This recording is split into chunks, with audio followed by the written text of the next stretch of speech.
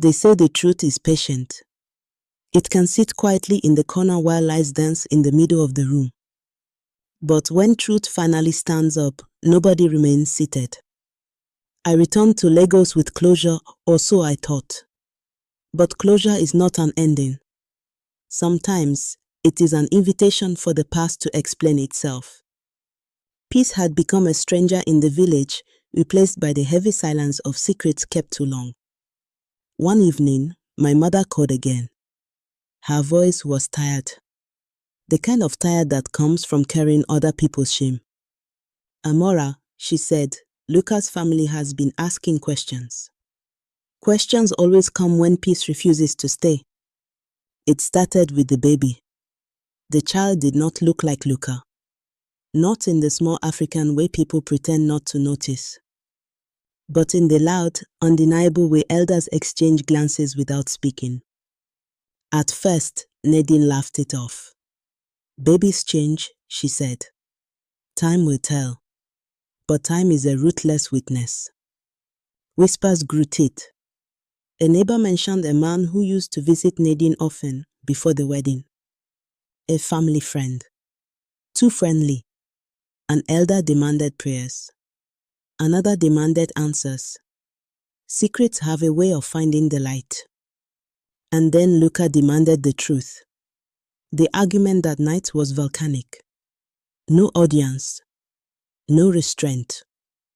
When Nadine finally spoke, her confession came out broken.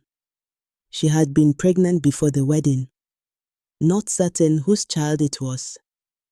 Afraid to lose Luca. Afraid to lose status. Afraid to be alone. So she chose speed over honesty. Marriage as a cover. Friendship as collateral damage. Luca collapsed into silence.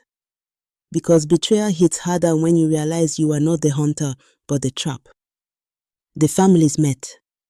In Africa, when families meet like that, someone's dignity is about to be folded neatly and put away. Nadine cried. Her mother begged. Her father stared at the floor. Luca's family felt disgraced. Not because of love, but because of lineage. And then my name was mentioned. Amora would never have done this, someone said. That sentence traveled faster than the truth ever did. Nadine heard it. And that was when she broke. Loneliness is a crowded room when you are guilty. She came to me again. Not with confidence. Not with pride. She came alone. No makeup. No rehearsed tears. I was jealous of you, she admitted. Not because of Luca, but because of who you are. I listened. I wanted your life, she continued. Your calm. Your respect. Your future. I wanted your life, she continued. Your calm. Your respect. Your future. I said nothing. Silence is powerful when it is no longer begging. I ruined everything, she whispered. Yes, I replied. And you knew it when you did. She flinched. Because forgiveness is not always offered. Sometimes it is simply withheld. Luca never came to see me. He sent messages instead. Long ones. Apologies dressed as regret. I didn't reply. He drank to forget, but memory is stubborn. It sits at the bottom of the glass and stares back at you.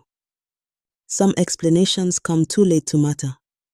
The marriage began to rot publicly. Arguments spilled into daylight.